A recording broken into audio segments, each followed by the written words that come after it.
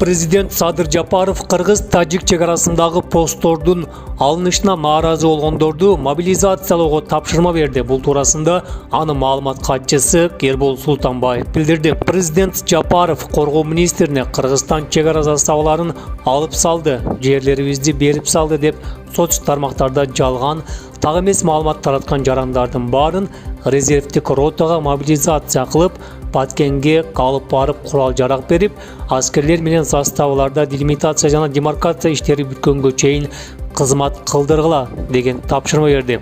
Эгер 1 метр жерибизди берип жаткан болсок, дал ошол жерге барып, мына ушул жерибизди берип жатышат деп айтып чыгышсын. Жалган маалыматтарды тараткандар өз көздөрү менен көрүп турушсын, деди өлкө башчы деп жазды маалымат катчы.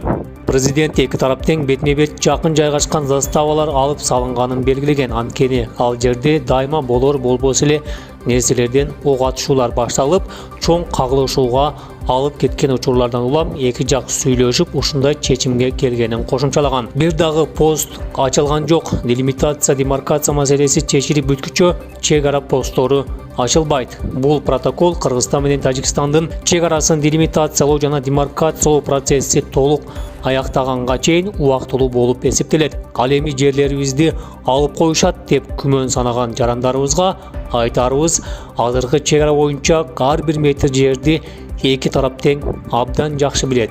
Биздин жергиликтүү эл жана чек арачыларыбыз эч качан 1 метр жерди бербейт, деген Жапаров.